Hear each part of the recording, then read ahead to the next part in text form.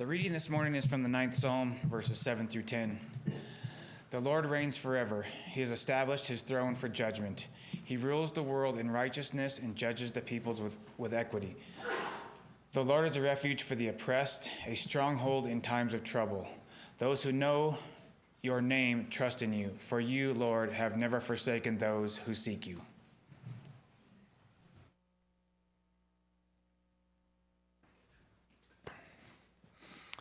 Well, good morning, church. It's so good to see everybody today and to get to be with you for this time of worship and for our classes this morning as well. If you're a guest with us, it's already been said, but I just like saying it. I'm glad you're here too. And now you know that I mean that when I say it. So there you go. It is good for us to be together and to be able to spend some time in God's Word. If you have a Bible, I'd love for you to open it to 1 Kings chapter 18. And we're going to spend all of our time today in that one passage. That's page 279 in our Pew Bibles if you are less familiar with the text, and that helps you to find it more easily. Jason is passing out family reports. There is an outline on the back page for this message, and so if that helps you to track and put some things together and you want one of those, you can raise a hand and he'll make sure that you get one. I do apologize for the print quality today. We try to do everything that we do here with excellence. We want to try to uphold that standard because it's for the glory of God and it should be done with excellence, and today just a ball got dropped and that happened that way. So we want to try to make sure that I wanted to own that and apologize and let you know we'll do our best to make sure that that's not the way that it's done anymore going forward. But we are glad that you're here, and hopefully that will still prove to be a helpful tool for you in our study in 1 Kings 18 this morning. The test is called the Crucible, and it is the final test in training for a United States Marine recruit.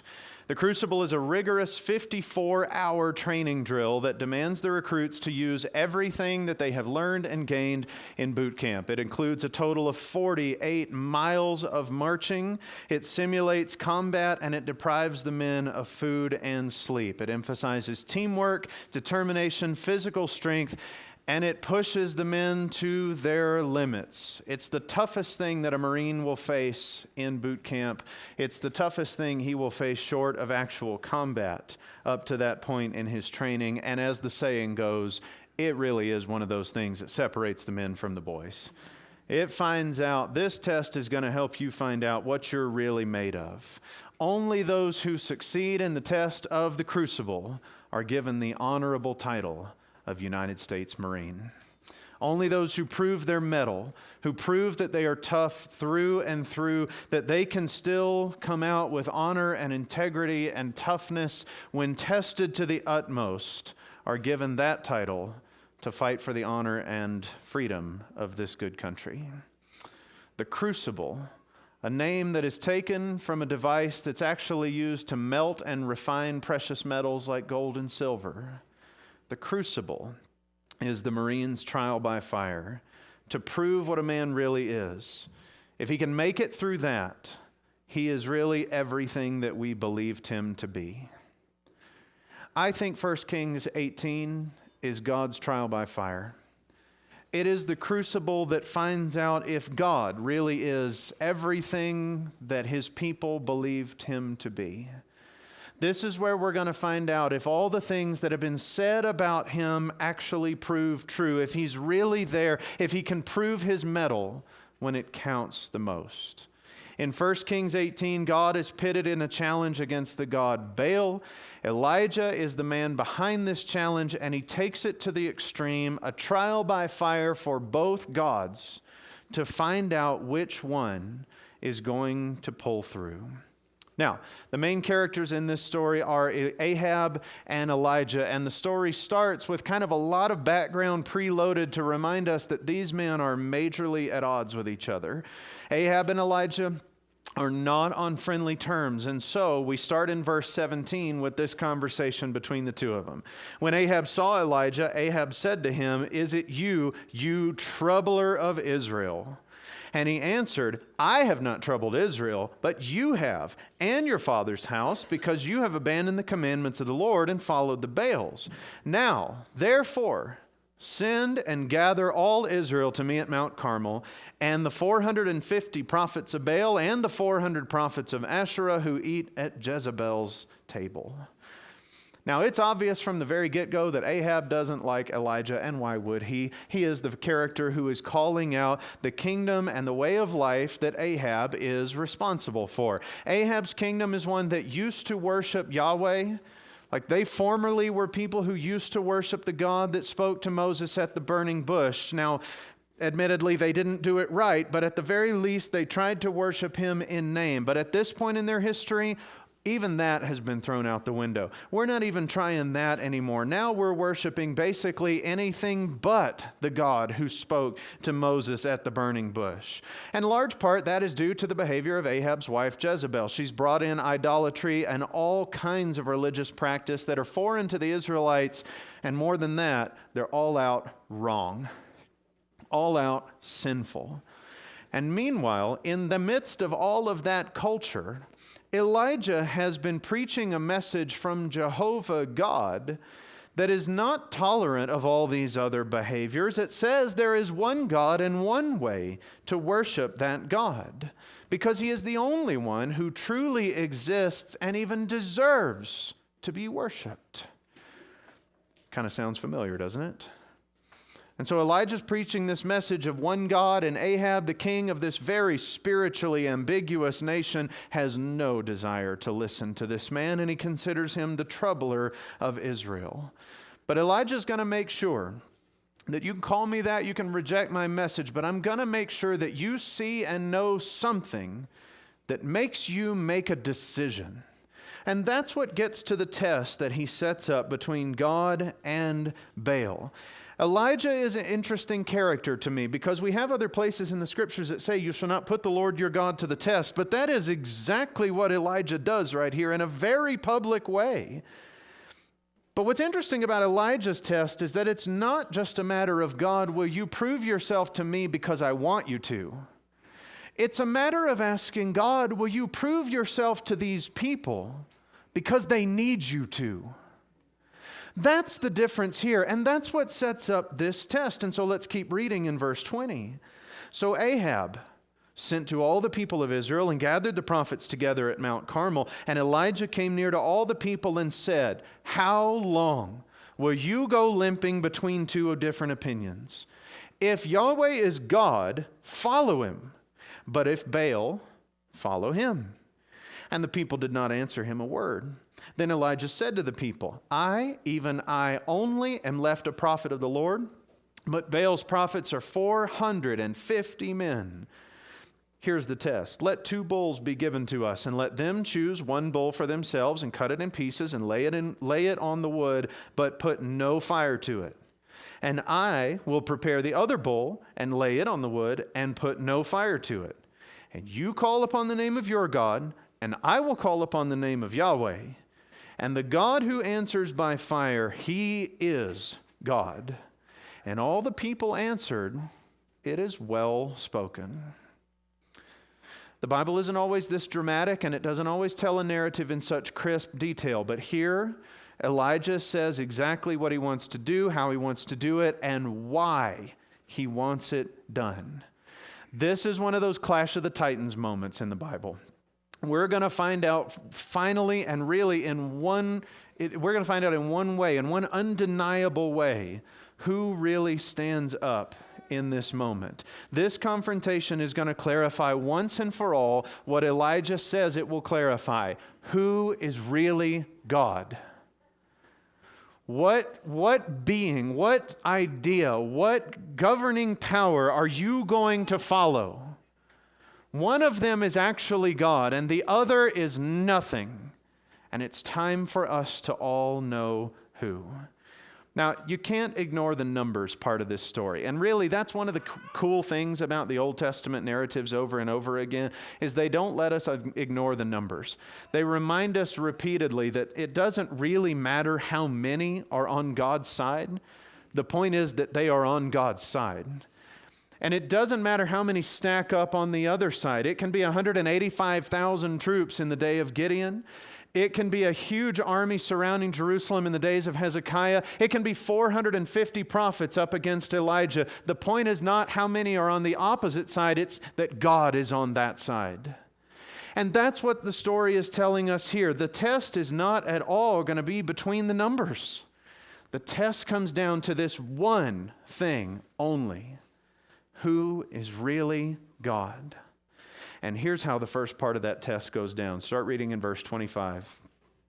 Then Elijah said to the prophets of Baal, choose for yourselves one bull and prepare it first, for you are many, and call upon the name of your God, but put no fire to it. And they took the bull that was given them, and they prepared it and called upon the name of Baal from morning until noon, saying, O Baal, answer us. But there was no voice, and no one answered. And they limped around the altar that they had made, and at noon, Elijah mocked them, saying, cry aloud, for he is a god. Either he is musing, or he's relieving himself, or he is on a journey, or perhaps he is asleep and must be awakened. And they cried aloud and cut themselves after their custom with swords and lances until the blood gushed out upon them. And as midday passed, they raved on until the time of the offering of the oblation. That's, by the way, almost sundown. And no one answered. There was no voice. No one paid attention. I hesitate to even comment on this section of the text because the lessons are so obvious. But let me just go ahead and clarify two quick ones here, okay? Number one, I don't believe that the writers of First Kings had to embellish or exaggerate anything in this story to make the people who worship idols look so stupid.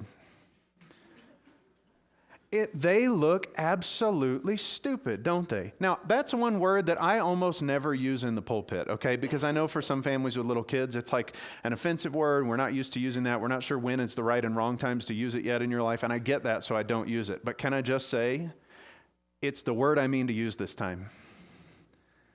That worshiping idols is that stupid. Because quite frankly, brothers and sisters, if the story shows us nothing else, it shows us that. And there are several other places in the scriptures where God has been telling us that. In Isaiah 44, the prophet makes fun of a person who cuts down a tree, uses half of it to cook dinner over the fire, like splits the wood and builds a fire and cooks dinner, and the other half he sets up and says, oh, you're my God and I worship you.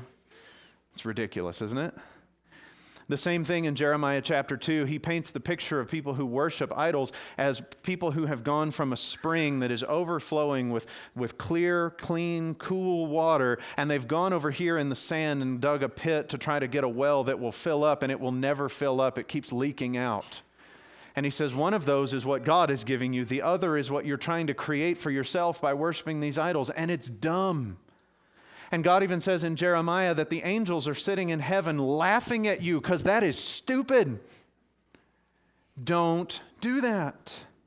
And that's what I think is really interesting about this passage is that we're in Elijah now. Elijah is making fun of the people who are worshiping idols.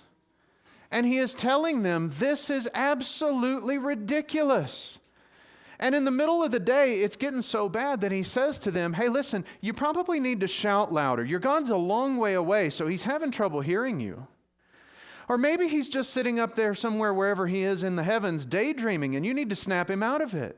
Maybe he's gone to the bathroom, and you need to be louder so he'll come out and help you. That's what it means when he says maybe he's relieving himself. Maybe he's on a long trip. And you're going to need to shout extra loud to get his attention from a long way away. Maybe he's taking a nap and you need to wake him up. And here's the stupid part of their worship of this idol, is they don't answer Elijah and go, well, that is patently ridiculous. What are you talking about? What they do is they go, Elijah, you're probably right. Let's shout louder. And that, brothers and sisters, just reminds us how obviously dumb it is to worship any god or ideal like it is a god other than God himself. And the second lesson, and really the one that drives home how impactful this first one is that idolatry is painfully, woefully empty. There is no substance to what they get here. And this is painfully emphasized in the story because, again, at the end of verse 26, there was no voice, No one answered. And verse 29, they're going all the way till sundown, and still there was no voice. No one answered. No one paid attention. They've put a full day's work into this. They have shouted at the top of their lungs. They've hurt themselves to try to get attention, and there is nothing. Nothing. They're calling 911. Nobody's at the desk. The emergency contact person, their phone is turned off. They're crying wolf, and the townspeople are not coming to help. You know why? Because no one's there. They cry to this God. They put their hope in Him, and nothing happens. And what it tells us is a lesson I know we already know, but sometimes we just really need to sink our teeth into this one. And that is that apart from God, nothing has any real substance. The worldly philosophies that we might listen to more than we listen to His Word, that makes an idol out of those, and that is going to leave us empty. Money that we pursue more than we pursue in obedient faith, that's going to make an idol out of that, and it is going to leave us so empty. The fame of gaining a following, when we pursue that more than we pursue the knowledge of God and pleasing Him, that's making an idol out of that, and it's going to leave us completely empty. Even something as simple as saying, you know, I know that's what God says in the Bible, but I'm still not sure about it. I'm not sure if I can really go with that. That's making an idol out of my ideas rather than His, and that is going to leave us empty. Because that's what idolatry is. It is empty, and it can never be anything else. And I bring all that up because it's an important part of the story, but because we're really talking about the crucible here. And so when you really get down to it, the test is between these two gods. This is Baal's trial by fire right here. How did he do? Well, the fire came, and it turned him to ash. The troubler of Israel, as it turns out, has a pretty good point to make to Israel. Because here they are standing there completely abandoned, completely left by their God. But then we get to phase 2, and we have Elijah's dog in this fight and God's response to this whole thing. Start with me now in verse 30. Then Elijah said to all the people, "Come near to me." And all the people came near to him, and he repaired the altar of the Lord that had been thrown down. Elijah took 12 stones, according to the number of the tribes of the sons of Jacob, to whom the word of the Lord came, saying, Israel shall be your name. And with the stones he built an altar in the name of Yahweh. And he made a trench about the altar, as great as would contain about 5 gallons of seed. And he put the wood in order, and he cut the bull in pieces and laid it on the wood. And he said, fill 4 jars with water and pour it on the burnt offering and on the wood. By the way, you need to picture like the water pots from Jesus turning the water to wine. We're talking 20, 30 gallons a piece, like a big old terracotta pot, okay? We're not talking mason jars. We're talking 4 big jars of water. So he says, pour 4 of those on the altar. And so, verse 34, he said, do it a second time. And they did it a second time. And he said, do it a third time. And they did it a third time.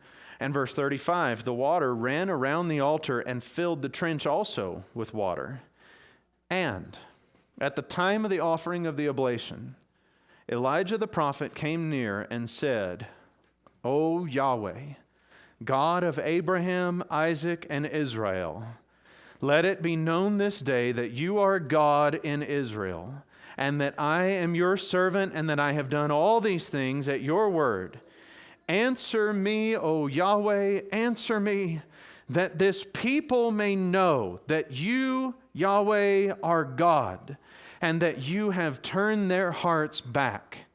Then the fire of Yahweh fell and consumed the burnt offering and the wood and the stones and the dust, and licked up the water that was in the trench. And when all the people saw it, they fell on their faces and said, Yahweh, He is God. Yahweh, He is God. Y'all, there's a reason every Bible believer loves this story. It's because it's so obvious and so powerful. How could Yahweh not win this competition? And yet, I think we're still kind of surprised at the awesomeness of his power that he wins it with. It blows my mind, and I've got a couple of things that I think we ought to learn from this mind-blowing event. Number one, if you're on Yahweh's side, there is nothing that you have to do to protect him in a conflict. You don't have to do anything to protect him or hide something about him to keep him safe in these conflicts.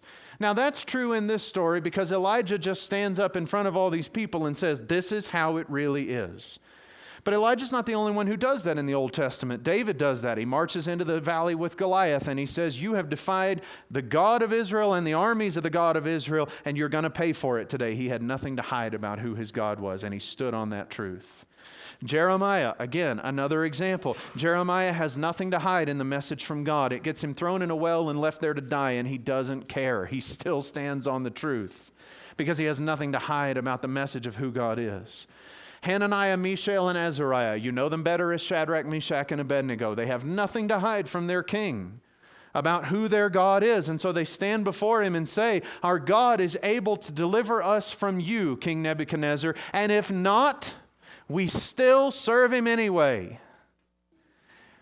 We have nothing to hide about who God is, brothers and sisters. We don't have to protect his public image, or we don't have to protect him from attack in any way. But can I just tell you, I think sometimes I see in all of us a tendency to actually try that. That sometimes we would love to hide the fact that God has a few embarrassing character traits like his wrath. And we would really love to sort of downplay that and make sure that people don't know about that, because that might hurt his brand and turn some people away from him. We want to get more comfortable, or just make it more comfortable to talk about God by ignoring the pointed singularity and the jealousy that characterizes his holy nature, because that might turn some people off. You know, it would be a whole lot easier to talk about God if he didn't sometimes tell us no when we pray to him. Let's just kind of gloss over that, and let's tell everybody that there's purely good news and purely things that will go in your favor when you come to God. And then on the other extreme, you know, maybe if God's grace wasn't so extravagant that people misunderstood it and misapplied it, maybe if we didn't talk so much about grace, we could get people to actually obey the rules they're supposed to obey as Christians, because that grace thing makes it sound like it's okay and it's very confusing. Let's just not talk about that. No, that's who he is. Let's talk about all of that and let him be who he is. Charles Spurgeon had this fantastic sermon one time where he talked about people who try to protect a full-grown male lion. And he said it's kind of like going to the zoo and letting the lion's cage open and then posting a group of guards in front of him to make sure no one hurts the lion. No. If the lion is under threat, you know what Spurgeon said you should do? Let the lion out. He will take care of himself. And Spurgeon was talking about the gospel of Jesus Christ. He said, the gospel doesn't need our help. It doesn't need our defense. It doesn't need our protection. And God himself doesn't either. Let the lion out. And let his roar terrify the nations, as he said in the 2nd Psalm that it would do. Let him terrify these people. Let the fire from heaven fall and remind everybody that the Lord, he is God. He doesn't need us to protect his public image. He didn't in Elijah's time, and he still doesn't today. Second lesson from God's behavior in this story is that even when the evidence of God seems to disappear or become scarce, God is still there. You'll notice in verse 30 that Elijah has to rebuild the altar of Yahweh because it has been torn down. Now, in Israel, an altar of Yahweh was just a pile of big rocks. It was they were specifically told, do not make it with cut stones. Use uncut natural stones. The ones God made, you use those to make an altar to worship him, just the way he made them. And so in Elijah's time, an altar had a distinct look about it, enough that you could tell it was an altar, but it was still made of uncut stones.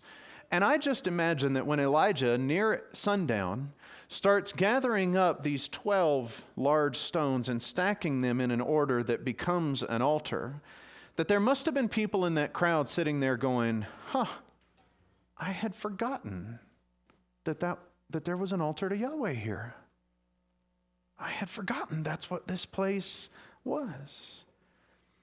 And that's a microcosm of how their lives are being lived at this moment. That forever, for at least a lot of their lifetimes, they have lived among a culture where the altars are broken down and where the prophets are being murdered so that they'll be hushed, silenced, and where the kings are complete spiritual failures, and where the country is overrun with these 850 prophets of idols and their compatriots, whoever and however many that may be. They are looking at a country that seems to be in a drought of evidence of God's existence and His presence with them. And yet, when one of His faithful ones reaches out to Him, they find out He was there all along. And that's something that we need to remember too, brothers and sisters, that God is still around and He is still just as God when the evidence for His presence seems to disappear in the culture around us. He is still there and just as much Himself when the culture dismisses Him, when the culture goes hostile to His message, when the culture welcomes the idea of religious diversity but to the extreme exclusion of true godliness. And when the culture begins to feel like we're the only ones who take Him seriously, it seems like maybe He's left us behind and left us to deal with this, but He is always there. I have never seen the righteous forsaken or his seed out begging for bread. He is still there, and He hasn't changed. And He may not burst onto the scene with a powerful display in front of a big crowd and national publicity and never before seen pyrotechnics like He did in 1 Kings 18. But He is still there. And His presence among us and His presence within us, it may be seen in a lot more subtle ways than that. You may just look around and there's somebody in your life that you think, that person is not really, there's not much power in that person. I don't know, pick some carpenter you know, and then see if the power of God is perhaps at work in that person. The presence of God may be more subtle, but it is still with us all the time. You know, in Elijah's time, it hadn't rained for a couple of years. They were in a drought. And they were in a drought of hearing from God as well, especially in this northern kingdom where this happens. They were still religious, but they had forgotten what true religion was supposed to look like in Elijah's time. And then, of course, God burst onto the scene with a sacrifice story to change everybody's perspective on reality. In Jesus' time, they were in a drought of hearing from God. It had been years. They were still religious, but they had kind of forgotten what true religion was supposed to look like. And then suddenly God, quietly, bursts onto the scene to tell the ultimate sacrifice story and to change everybody's perspective on reality. Brothers and sisters, our God is holy. He is the triad of holiness. Holy, holy, holy. And even when darkness tries to hide Him from our view, the eyes of sinful people may never see His holiness, but He is still the triad of holiness. Though the darkness hide thee, though the eye of sinful man thy glory may not see, holy, holy, holy. When the evidence of God seems to disappear, He is still there and He is still powerful. That's one of those lessons that starting preachers always think, I'm going to do a lesson on the power of God. That seems easy. I bet I can just read 40,000 verses and it'll all be fine. And you can, and that will all be fine, and I've done it. But can I tell you that to try to preach a message about the power of God and actually say anything insightful is really tough. Like, that's one of those things that as a preacher, I've just found it to be tougher. It's tough to preach things that are so difficult, nobody can understand them, and it's tough to preach things that are so obvious, everybody understands them. And this is one of those topics. It's so obvious that how in the world do you say anything about God's power that actually compares with God's power? We really don't. And that's why the hymn writers have been doing it for so long, and they're still trying. I sing the mighty power of God that made the mountains rise. Yeah, but that's not all of the description of his power, is it? Immortal, invisible, God, the only wise, who is almighty, victorious. Yeah, good, but that's not the whole description either. We're not there yet. There's power in what? In the blood of Jesus, but even that's not the whole description. There's more to it than that. Up from the grave he arose and showed his power over death, and that is the great miracle that God has done. And yet, he's told us so much more about his power that even that wasn't enough for us to understand it. How do you describe something so great and so terrifying and so reassuring all at the same time? I have no idea. But I hope you're sensing it from 1 Kings 18 and from God's moment of power where he showed the stupidity and the emptiness of idols and the glory of himself. This display, the details of this event, it shows what God can do. And it shows, I think, the extremes of what he will do when his people seek to glorify him. Elijah even tried to put something in the way that might dampen the power of God in some way. He pours water all over this altar 3 times, and yet verse 38 of this chapter again, the fire of the Lord fell and consumed the burnt offering and the wood and the stones and the dust and licked up the water that was in the trench. God blasts his way into the human experience, completely breaking what we call laws of nature. There are hardly laws for the person who wrote them. Completely breaking that and quite literally leaving his people dumbfounded with the power that he has. Both gods were tested by fire. The idols came up completely, woefully, shamefully empty. And God showed up with all the force of the heavens to prove that he is and will always be the one only true God. Elijah tried God by fire, and he found out that he really was everything we had believed him to be. Now, one other thing about this story that's significant, and I'll finish up with this. It is that this is a salvation story. Now you're sitting there going, who in the world got saved in this story? Well, actually kind of we did. Kind of everybody did who will learn the lessons from it. This fits the template of other salvation stories in the Bible, because in other stories throughout the Bible where God worked out his great salvation, he did one powerful thing that simultaneously punished evil and rewarded those who served him faithfully. And he did this one powerful thing that did both of those at the same time. So at the crossing of the Red Sea, when the sea comes back together, what happens? Well, Egypt is washed away, and its king is washed away, and its power is completely taken away. Evil is punished in that one moment. And at the same moment, God's people are standing on dry ground on the other side, freed from their enemies. They are saved from the power of darkness. And the same thing kind of happens here. The prophets of Baal, they do not survive this story. The end of the story is Elijah takes all of them down to the brook Kidron and kills them for their wickedness of serving these idols. They do not make it out. In this one powerful event, God brings about the destruction of his people's evil enemies.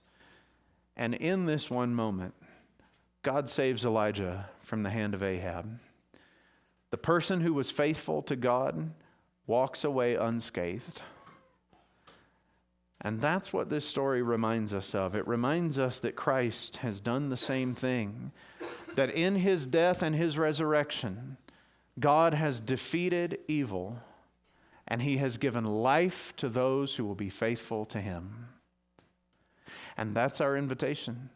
The invitation is, would you follow the one prophet who can do that in a way that genuinely, when you understand it, is more amazing than what Elijah pulled off on this evening at Mount Carmel. It is genuinely more incredible what Christ has done to bring about the destruction of evil and the salvation of the faithful ones.